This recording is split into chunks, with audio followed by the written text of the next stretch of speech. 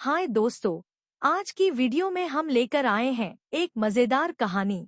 और इसी तरह के वीडियो को सुनने के लिए हमारे चैनल DM कार्टून वीडियो को सब्सक्राइब करें, लाइक करें और अपने दोस्तों के साथ शेयर करें। चलिए अब कहानी शुरू करते हैं। फूलमती काकी, अंजलि दीदी के लिए शहर से फोन आया है। जल्दी से भेजो दुकान पे, नहीं तो फोन कट जाएगा। हाँ हाँ बेटा, अभी भेजती हूँ। अंजलि बेटा, तेरे लिए शहर से फोन है। सब काम छोड़ के जल्दी जाके सुन ले, नहीं तो फोन कट जाएगा। हाँ माँ, अभी जाती हूँ। जरूर मीनाक्षी दीदी का फोन आया होगा। हाय अंजलि। नमस्ते दीदी, मेरा मतलब हाय, कैसी हो आप? यहाँ तो सब ठीक है। मामा मामी कैसे हैं? तू कैसी है? मेरे तो एग्जाम्स होने वाले हैं। हर रोज कॉलेज जाना पड़ता है। Lectures, extra classes, private coaching. ओ, मैं तो इतना थक जाती हूँ, क्या बताऊँ। आपकी कॉलेज वाली बहन जी आपको इतना पढ़ाती है, तो घर कब जाती हैं आप दीदी? अरे नहीं, ये सब सिर्फ मेरी प्रोफेसर नहीं पढ़ाती। मैं अलग से दूसरे टीचर्स के पास भी पढ़ने जाती हूँ। दीदी, फिर तो आप बहुत थक जाती होगी ना। आप ना पैदल मत जाया करो, टांगा ले लिया करो दीदी। नहीं मेरी भोली बहन, ना मैं पैदल जाती हूँ, ना ही यहाँ टांगा मिलता है। मैं बस से जाती हूँ और थोड़ी दूरी के लिए रिक्शा ले लेती हूँ। सच्ची? वहाँ पर टांगे नहीं, बस चलती है? वाह, वो भी हर रोज? हमारे गांव में भी बस आती है, दिन में 2 बार। यही तो खास बात है शहर की। यहाँ बसें पूरा दिन दौड़ती हैं सड़कों पर। और सिर्फ बसें ही नहीं, कार, स्कूटर और ट्रक भी। और तो और थोड़ी दूरी पर तो हवाई जहाज भी है, जहाँ से हवाई जहाज आसमान में उड़ते हैं। अच्छा दीदी, मैं फोन रखती हूँ। बुआ जी, फूफा जी को मेरा नमस्ते कहना। हाँ माँ, हम लोग शहर में क्यों नहीं रहते? बुआ जी, फूफा जी और मीनाक्षी दीदी तो शहर में ही रहते हैं। अरे क्योंकि तेरे बुआ जी की शादी शहर में हुई थी, इसलिए बेटा। शादी से पहले वो भी तेरे पापा और दादा दादी के साथ गांव में ही रहती थी। तो फिर बा, मुझे शहर भेज दो ना, मैं भी शहर देखना चाहती हूँ। इतनी बार मीनाक्षी दीदी से शहर के बारे में सुन चुकी हूँ, अब मैं भी वहाँ जाकर देखना चाहती हूँ। बस आप मुझे शहर भेज दो। ठीक है, इस बार गर्मियों की छुट्टियों में कुछ दिन रह आना शहर, अपनी बुआ के घर। अब तो खुश ना? हाँ माँ, बहुत खुश। आप देखना, मैं शहर जाके कितने मजे करती हूँ। अंजलि अगले दिन स्कूल जाती है और वहाँ अपने सारे दोस्तों को अपने शहर जाने की बात बताकर चिढ़ाती है। अरे श्रद्धा, शीतल, सरोज, तुम लोग इन गर्मियों की छुट्टियों में कहाँ जा रही हो? एकादशी वाले गांव के मेले में। हम तो दूसरे गांव में नानी के घर जाएंगे। उनका घर नहर के किनारे है, बड़ा मजा आएगा। हम इस बार कहीं नहीं जा रहे, बल्कि हमारे घर में रहने के लिए मेहमान आएंगे। और तू? अरे मेरा क्या है, मैं तो बस पास वाले शहर जा रही हूँ, अपनी बुआ जी के घर। वहीं रहूंगी कुछ दिन। तुम लोग चिंता मत करना, मैं चिट्ठी लिखूंगी तुम सबको वहाँ से। पापा, मुझे तो चक्कर आ रहे हैं, जी घबरा रहा है। बेटा, शहर आने की जिद भी तो तूने ही की थी। अब पहली बार बस में चढ़ी है तो यही होना था। भुगतो अब।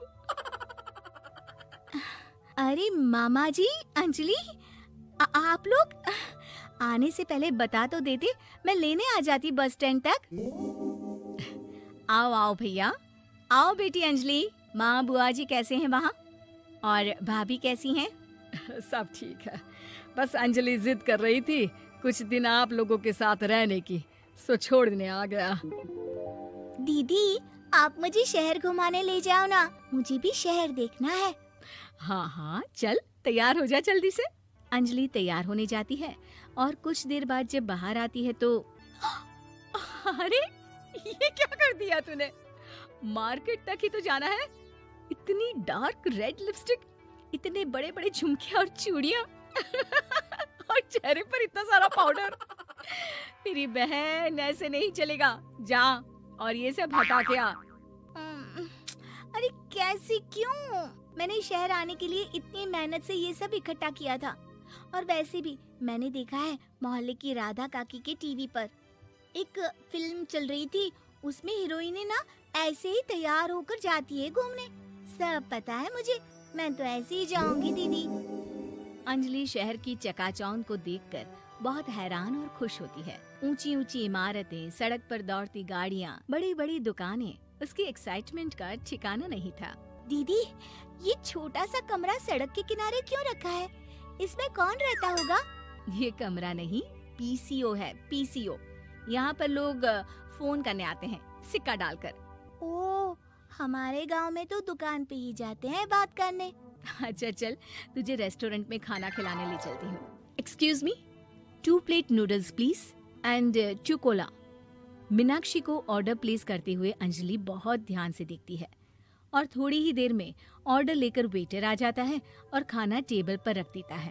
अरे, ये लंबी लंबी सेवइयाँ खाते कैसे हैं दीदी? और इसके साथ कोई अचार, प्याज, मूली कुछ भी नहीं दिया, बस ये छोटा सा पेट खुजाने वाला दे दिया है।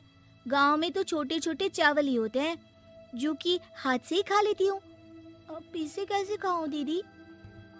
एक्सक्यूज मी, एक चम्मच प्लीज, और लिटिल प्याज और अचार और मूली और एक गिलास मट्ठा, वो बाद में। हाँ। अब ये सब सुनकर आसपास बैठे लोगों को हंसी आ जाती है। मीनाक्षी भी अपनी हंसी किसी तरह रोकने की कोशिश करती है और वेटर मुस्कुराता हुआ वहाँ से चला जाता है। अंजलि समझ नहीं पाती कि सब किस बात पर हंस रहे थे, लेकिन वो छिप जाती है।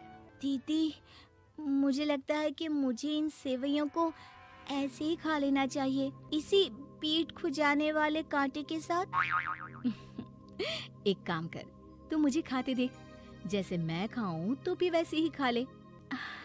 ठीक है दीदी। अंजलि खाते खाते नूडल्स में सिरका ज्यादा डाल देती है, फिर ऊपर से नमक दानी से खेलते हुए काफी नमक भी अनजाने में छिड़क लेती है। अरे, ये क्या क्या खा लिया? अरे हाय हाय, कितना कड़वा है। पानी पानी, ये काला शरबत ही पी लेती हूँ। और जल्दबाजी में अंजलि जल्दी जल्दी कोला पी लेती है, जिससे उसके नाक में झंझनाहट होती है। दीदी, मुझे ले चलो यहाँ से, मैं ये सब शहरी खाना नहीं खा सकती। अब शर्म के मारे मीनाक्षी अपनी बहन को वापस घर ले जाती है और कहती है कि देख अंजलि, माना कि शहर और गांव एक दूसरे से बहुत अलग है, लेकिन इसका मतलब ये नहीं कि हमेशा शहर ही बेहतर हो और उस वजह से हमें वो सब करना पड़े जो हम नहीं कर सकते। शहर में सहूलतें तो हैं ही, पर चुनौतियां भी हैं। हम जहाँ भी रहें, हमें कभी अपने आप को कम या ज्यादा नहीं समझना चाहिए।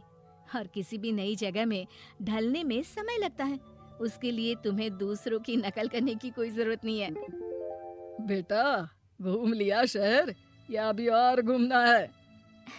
नहीं पापा, मैं अपनी गलती समझ गई हूँ, आप गांव ही ले चलिए मुझे।